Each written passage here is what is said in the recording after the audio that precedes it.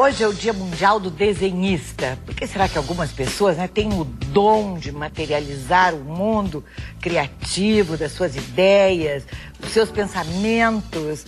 Agora mesmo tem que ter vocação, é lógico. Falamos sobre vocação com o Zé Adão Barbosa, que daqui a pouco vai estar conosco. Mas é uma coisa tão bonita de se ver alguém que sabe desenhar naturalmente. Alguém pega um lápis ou um pincel ou qualquer coisa, uma bique, não importa, e vai sobre o papel e faz com 2, 3 traços, 4, 5, às vezes apenas uma imagem fantástica. Ela se chama Paula Mastroberti. É uma fera, esta guria, artista plástica e escritora, desenhista, ela que ilustra seus próprios livros, escreve as histórias, faz adaptações do Fausto, por exemplo. Um espetáculo essa Paula. Eu conheço a Paula desde pequena, eu diria. Desde quando ela ainda não desenhava, não é, Paula? Ou tu sempre desenhaste? Não existe? Eu comecei eu acho que a minha interação com o mundo veio primeiramente através do desenho. O desenho foi fundamental. Eu, com 2 anos, já tinha um desenho bastante adiantado para minha idade, o que chamou a atenção dos meus pais, justamente, né? Sim, ainda bem. Então cedo eu saí da garatuja, que é aquilo que a criança faz, e comecei a configurar formas, assim. Foi uma coisa que... E até hoje o desenho realmente ele se tornou o meu meio de... Eu acho que o desenho, para quem desenha... E você estava falando na questão da vocação e do dom. Eu não acho que o desenho é uma vocação ou um dom exatamente. Eu acho que todas as pessoas podem desenhar. O problema é que não se desenvolve o desenho como se desenvolve, por exemplo, a caligrafia ou a escrita. Sim, mas tem gente que desenvolve a caligrafia ou a escrita e tem uma letra medonha, inexpressiva. Mas a letra medonha sempre é uma tradução da personalidade da pessoa e da maneira como ela se coordena para elaborar, né? O desenho também tem dessa expressão da personalidade do desenhista. Eu morro de inveja quem escreve com aquela letra de arquiteto, assim, eu acho tão linda. Eu não morro, porque eu acho muito rígida aquela forma do arquiteto. É uma educação. Já não tenho mais inveja, Paulinha, já me deu aqui o caminho. Não te preocupa, nada como a letra pessoal, assim, nada como o desenho pessoal. Sim. Quando eu dou cursos de desenho, e eu eventualmente dou para jovens, crianças e adultos, eu sempre procuro trazer à tona aquilo que a pessoa pode oferecer do seu traço, né? Eu acho isso importante. Eu acredito que toda pessoa possa desenhar. Olha essa coleção da Rocco, que é verdadeiramente um espetáculo. Esse aqui é o Heroísmo de Quixote. Miguel Cervantes e Saavedra e Paula Mastroberti. Que dupla! Olha o desenho da Paula, é um primor. E essa história do Quixote, tu adaptaste? Não é uma adaptação, na verdade é uma recriação. É uma recriação, né? Eu trabalho em cima dos elementos quixotescos, tem todo um trabalho de pesquisa, e aí eu me aproprio de algumas imagens fotográficas mescladas ao desenho digital. E porque também é isso, o desenho ele também não necessariamente tem que ser lápis e papel. Hoje em dia, absolutamente. Tu tens tudo a teu dispor. Então, não é, Paula? Esse foi um livro que ganhou inclusive o troféu Jabuti em 2006. Mas fizeram muito bem, porque ele é o máximo. Eu sou fã da Paula Mastroberti. E ele trabalha essa mescla de fotografia e desenho, né? O Fausto, sim, o Fausto já é um pouco mais desenho puro mesmo. Fausto né? É outro traço de lindo. Desenho. Também é uma recriação tua, e isso... Ai, que lindo, olha só... Ai, o Fausto... Bom, eu, em vez de mostrar, eu fico olhando. O que é interessante, eu acho que é bom falar quando a gente ilustra, principalmente em livros, né? É que dá para fazer até uma ponte com o segundo bloco, que vamos falar de personagem. Mas já... O desenhista, quando trabalha a questão do personagem literário na ilustração, ele tem que se assumir como um personagem, né? Zé Adão. Um pouco o artista ilustrador, o artista desenhista, quando ele retrata alguém, ele tem que se desprender de si mesmo e se colocar como o outro. Ele tem que... Por isso que eu acho que o desenho ele tem uma coisa que o Leonardo da Vinci chamava de cosa mentale. Cosa mentale. Que ele falava, né? O desenho é cosa mentale, que é aquilo que dá estrutura para a pintura, porque a cor pega muito mais a questão da paixão, da emoção.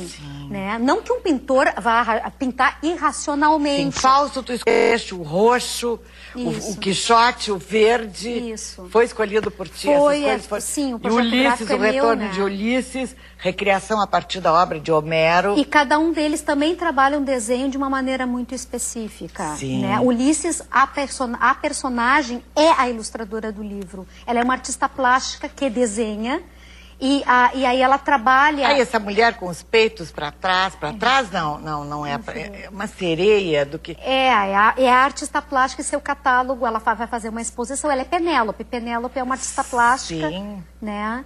E aí ela tem vários desenhos que são, enfim, reconfigurados no livro. E esses são livros, eu li e adorei, mas são livros para jovens, juvenis? É uma questão Como se editorial chama? isso, né? A editora trabalha esses livros para o jovem adulto, né? Mas meu feedback, o meu retorno, né, de leitores espontâneo é de leitores entre 20, 30, 40 anos de idade. Eu digo espontâneo porque as escolas eventualmente trabalham esse livro e aí o retorno, na minha opinião, não é espontâneo porque a escola faz a mediação, né? Coloca o livro na escola e diz para o aluno ler. Mas o retorno espontâneo, de compra espontânea, é dos jovens adultos mais 20 para cima. Sim, tu falaste em Leonardo da Vinci, tem o Dürer, Rembrandt, a gente pode falar de todos o Michelangelo, enfim, todos eles. Mas eles tinham uma estrutura, eles faziam quase o Da Vinci, né? Faziam um projeto do seu desenho. O desenho tem muito essa questão de ser um projeto. Aliás, durante muito tempo era considerado uma atividade menor na arte por se constituir como uma etapa para pintura, que quase seria o pintar e porcelana hoje. O grão finale. Quase como pintar e porcelana, não, brincando. O desenho valorizado como desenho mesmo, acho que é mais na arte moderna para cá, final do século XIX, né? Com a questão muito da valorização das artes gráficas, da produção de ilustração. E o desenho faz parte da história do mundo. A pré-história, meu Deus do céu, antes... Sim, a escrita e o desenho se confundem na origem. Toda escrita, toda língua escrita nasce no desenho. É uma configuração de imagem que vai se evoluindo até se transformar no ideograma, né? E hoje em dia a gente tem até o reverso, né? Porque se a gente pegar a pichação ou o grafite, que é aquele gestual de pintar muro, aquilo é uma inversão da escrita para a imagem, né? Onde a escrita do grafite, da pichação, se torna uma imagem pictórica ou gráfica, né? Sim, todos aqueles desenhos tribais, religiosos, desenhos das cavernas e etc. Até a linguagem de teclado no Orkut, por exemplo. Quando eles usam aqueles iconezinhos, aqueles emoticons, aquilo é retornar a uma etapa de ideograma da escrita que tem muito a ver com a questão da imagem, né? Eu gosto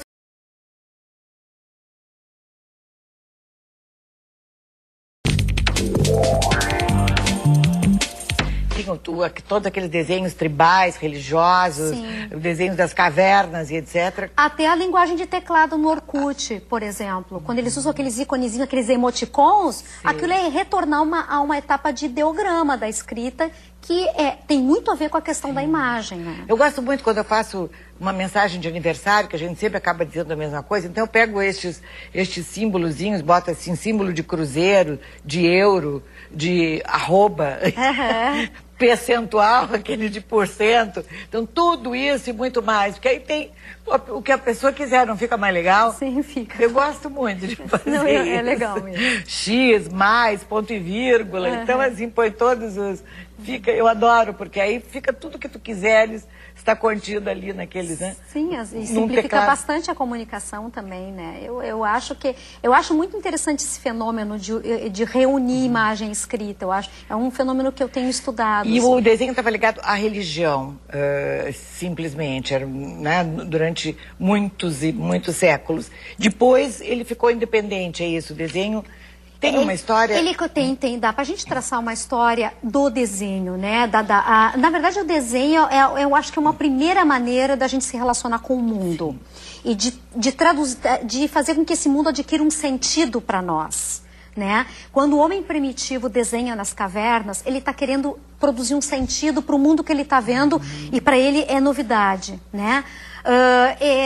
esse desenho acaba evoluindo para a escrita num certo sentido, porque a escrita é uma maneira de produzir sentido através do mundo, das coisas que se conhece, que se vai aprendendo das nossas experiências. Mas quando a gente observa uma criança que começa a desenhar, e eu acho uma pena, eu acho realmente uma pena quando se interrompe esse processo do desenho infantil, porque muito do que a criança desenha vai repercutir no aprendizado dela para o resto da vida, né? E isso muito pouca gente sabe, porque o desenho é uma forma de conhecimento. Não é uma forma de conhecimento racional, mas é uma forma de conhecimento sensível. Sim. Então, a criança, à medida que ela vai passando a garatuja para os primeiros traços, faz sua bonequinha, faz seus olhinhos, ela está começando a conhecer o mundo, ela está começando a criar um vocabulário para traduzir o que ela sente em relação a esse mundo. Isso é uma postura que se pode dizer quase religiosa, mística. Porque o que é a religião? A religião é querer explicar o mundo pelo mistério. E o desenho produz mistérios. Né? Cada pessoa produz o seu. No Renascimento, nós tivemos também um momento, assim, eu acho que foi o momento em que a arte foi vista, foi olhada com um outro olhar, com outros saberes. Da Vinci, eu acho que é o marco aí, né? Felipe, que tem imagens de Leonardo da Vinci, deixa eu ver o que Paula Mastroberti se inspira. Ó, está aí, aquele famoso desenho de da Vinci. Veja que coisa mais linda, né? Eu tenho certeza que todos esses grandes artistas começaram com garatujas, pois não? Pois, olha, Rembrandt. É bem provável, porque não há como tu pular essas etapas. O que acontece é que o ser humano, ele interrompe a etapa e fica sempre com um desenho infantil, se ele não persevera, olha que espetáculo. Esse rinoceronte. Mas é verdade que os renascentistas se apoiavam muito no desenho para construir suas formas, até porque essa era a proposta do Renascimento. E depois desconstruíram tudo. E depois, sim, a gente vai ver no Barroco, mais adiante, como o desenho se torna menos importante, como a cor, os volumes, luzes e sombras vão assumindo maior importância na expressão artística. Né? Eventualmente o desenho vai, o desenho, a pintura, a textura, eles vão jogando entre si, né? Aí Picasso, um outro nome que também desconstruiu tudo isso. Sim, mas o Picasso era um excelente desenhista. Era um excelente desenhista. Eu acredito muito... No cubismo ele modificou todo. Sim, desconstrói, mas só pode desconstruir quem construiu primeiro. Exatamente. Isso é uma coisa que eu digo para os meus alunos. Não pode partir por exemplo, querer fazer uma coisa abstrata, arte abstrata, não sei o quê, conceitual, sem saber o que vem antes. Tu tem que passar por um processo de construção do teu próprio saber sensível para poder depois desconstruir. E não tem limites, porque hoje todas essas ferramentas, essa liberdade, a internet, o que te proporciona para desenhar, não tem limites. Nada não pode, não tudo é viável, é possível. Eu acho que os softwares de produção gráfica são extremamente interessantes, mas um artista gráfico que se preze jamais vai conseguir dominar o software se ele não tiver uma mão boa para o desenho, no sentido assim, não tiver essa relação física com o ato de desenhar. Eu acho... Eu não sei. Das capas, das contras... olha a contracapa, que máximo. Rocco, Jovens Leitores. Tu tens esses 3 livros editados pela Rocco? Pela Rocco, sim. São os outros esses a gente não 3. pode falar. A caminho, talvez pro ano que vem, quem sabe. Qual, Paula? Aí é o último, Loucura de Hamlet. O último dessa tetralogia. Tu acha pouco essa Paula, não? O que vocês acham? Não é pouca bobagem. A Paula é fantástica. Realmente, ela é uma grande... Parabéns, as pessoas estão mandando aqui por telefone, para Paula Mastroberti, uma artista representando hoje, no Dia do Desenho, os desenhistas, artistas plásticos. Se eu puder estender esses parabéns a todos os desenhistas, aqueles que se dedicam ao traço, enfim, eu fico orgulhosa de estar representando aqui nesse momento. Está muito bem representada, Paula Mastroberti. E é claro, não pare o seu desenho no meio, continue, porque diz, não, é horrível, eu não sei desenhar. Mas se as pessoas gostarem, devem continuar, não desistam. Eu acho que sim, é uma atividade importante, inclusive, até para a saúde mental, eu acredito, da pessoa. Tá? Então tá. Tu és Obrigada. um máximo. Paula Mastroberti. Entra, ela tem um site fantástico. Paula Mastroberti. www.mastroberti.arte.br. Mastroberti, assim, com as letras todas elas solteiras. Mastroberti, editora Rocco. Paula está preocupada, dizendo com todo este terremoto na Itália, tu tens familiares? Tenho familiares, inclusive um é artista plástico e tem um desenho muito bom. Acho que vem um pouco na família esse interesse pelo desenho. Eu não digo vocação, é um interesse pelo desenho mesmo, né? Que vem na raiz, assim. E, bom, eu acredito que eu tenho tido contato por e-mail, acho que eles estão bem, pelo menos as notícias não são ruins. Que bom, querida, um beijo mais uma vez. Este programa, lembramos, tem o patrocínio de Zafari Bourbon. Economizar definitivamente é comprar bem. E Panvel Farmácias, você sempre bem. Um rápido intervalo. E na volta, você pode telefonar, falar personagens que são representados no dia a dia. Qual é o seu? Tá? Já voltamos.